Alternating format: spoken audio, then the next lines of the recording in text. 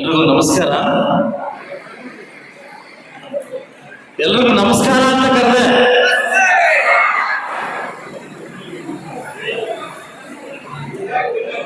ವೇದಿಕೆ ಮೇಲೆ ಹಸಿರಾಗಿರ್ತಕ್ಕಂಥ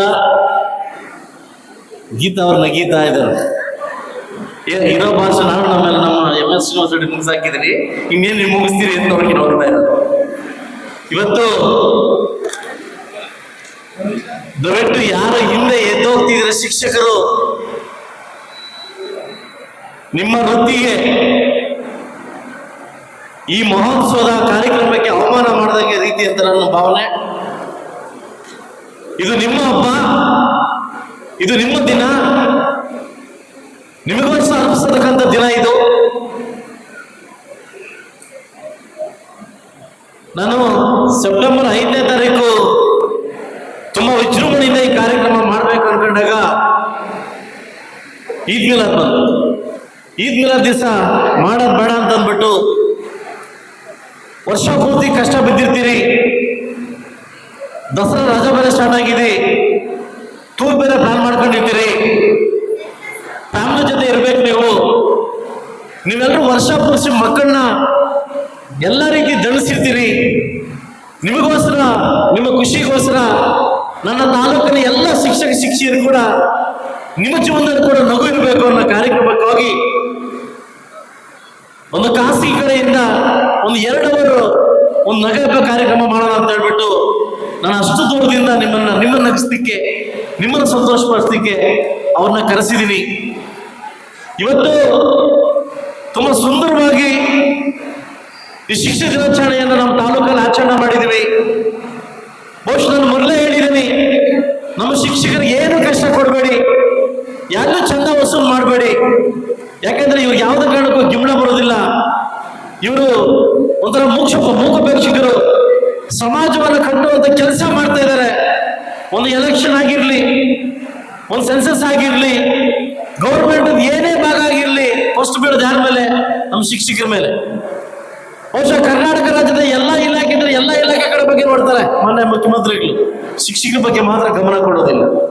ಬಹುಶಃ ಒಬ್ಬ ತಾಲೂಕು ಮೊದಲ ಪ್ರಜೆಯಾಗಿ ನಾನು ನನ್ನ ಶಿಕ್ಷಕರ ಚೆನ್ನಾಗಿ ನೋಡ್ಕೋಬೇಕು, ನನ್ನ ಶಿಕ್ಷಕರು ಚೆನ್ನಾಗಿದ್ರೆ ಮಾತ್ರ ಮಕ್ಕಳು ಚೆನ್ನಾಗಿರ್ತಾರೆ ಅನ್ನೋ ಉದ್ದೇಶದಿಂದ ಇವತ್ತು ಕಾರ್ಯಕ್ರಮನ ಆಯೋಜನೆ ಮಾಡಿಕೊಟ್ಟಿದ್ದೀನಿ.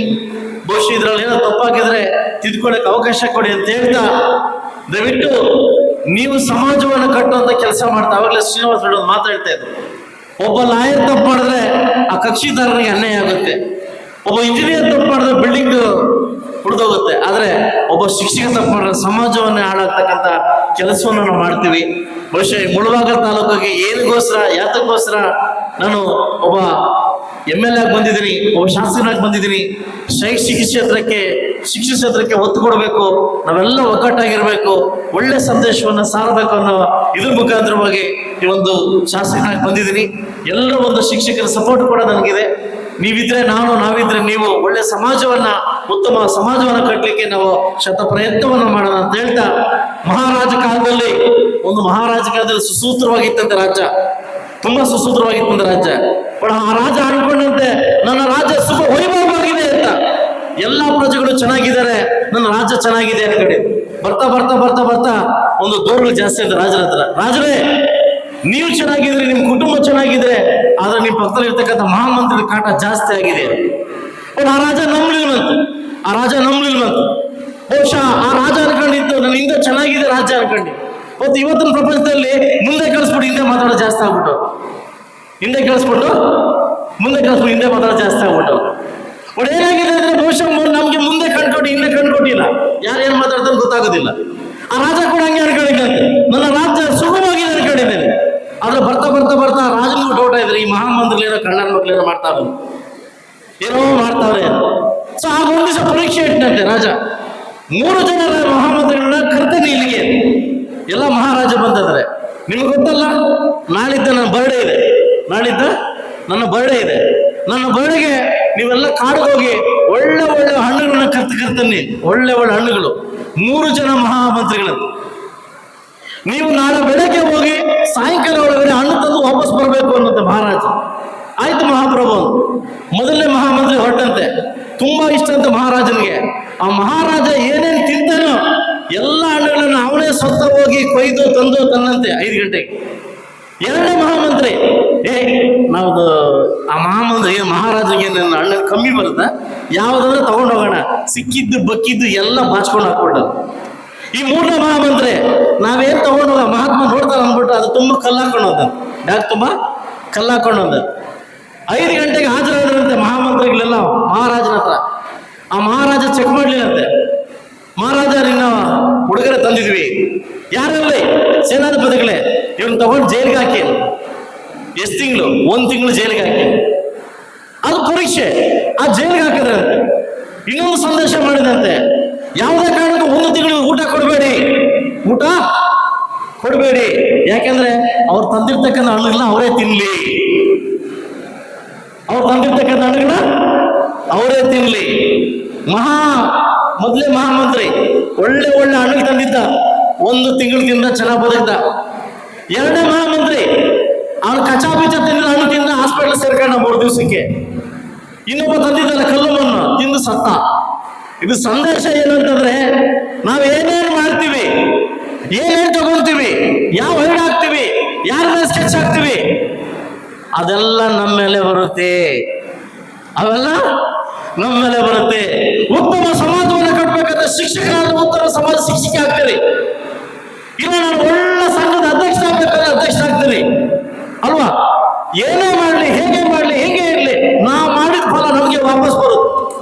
ನಾವು ಮಾಡಿದ ಫಲ ನಮಗೆ ವಾಪಸ್ ಬರುತ್ತೆ. ಇವತ್ತು ಒಬ್ಬ ಶಾಸಕನಾಗಿ ಒಳ್ಳೆ ಕೆಲಸ ಮಾಡಿ ಸಮೃದ್ಧ ಮಂಜು ಒಳ್ಳೆ ಹೆಸರು ಅಂತ ಹೇಳ್ತಾರೆ, ಒಳ್ಳೆ ಕಮಿಷನ್ ಮಾಡಿ ಕಮಿಷನ್ ಹಾಕೊಡ್ತು ಅಂತ ಹೇಳ್ತಾರೆ. ಹೌದು, ನಾವು ಮಾಡಿ ನಮಗೆ ಬರುತ್ತೆ.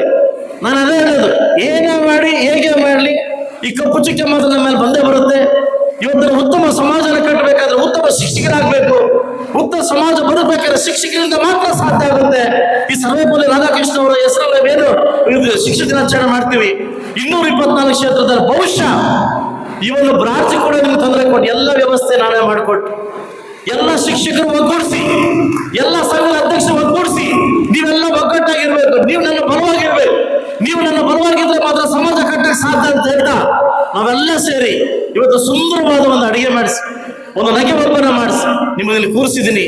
ಈ ಹಬ್ಬ ನಿಮ್ದು, ಈ ಸಡಗರ ನಿಮ್ದು. ಈ ಸಡಗರಕ್ಕೆ ಒಳ್ಳೆ ಮಹತ್ವ ಕೊಟ್ಟು ಉತ್ತಮ ಸಮಾಜ ಕಟ್ಟಲಿಕ್ಕೆ, ಉತ್ತಮ ಹುಡುಗರು ಕಟ್ಟಲಿಕ್ಕೆ ಮತ್ತೆ ನನ್ನ ಕೈ ಜೋಡಿಸ್ತೀರಾ, ಉತ್ತಮ ಸಮಾಜವನ್ನು ಕಟ್ಟೋಣ ಅಂತ ಹೇಳಿದ ಈ ಅವಕಾಶ ಕೊಟ್ಟಿದ್ದಕ್ಕೆ ತಮ್ಮೆಲ್ಲರಿಗೂ ಹೊಂದಿಸ್ಲಿಕ್ಕೆ ಆಗಲೇ ಲೇಟ್ ಆಗಿದೆ. ನಾವೆಲ್ಲ ಕೂತಿರ್ತಕ್ಕಂಥ ಮಹನೀಯರು ಕೂಡ ಮುಂದೆ ಹೋಗೋಣ, ನಾವೆಲ್ಲ ಮುಂದೆ ಕೂತ್ಕೊಳ್ಳೋಣ.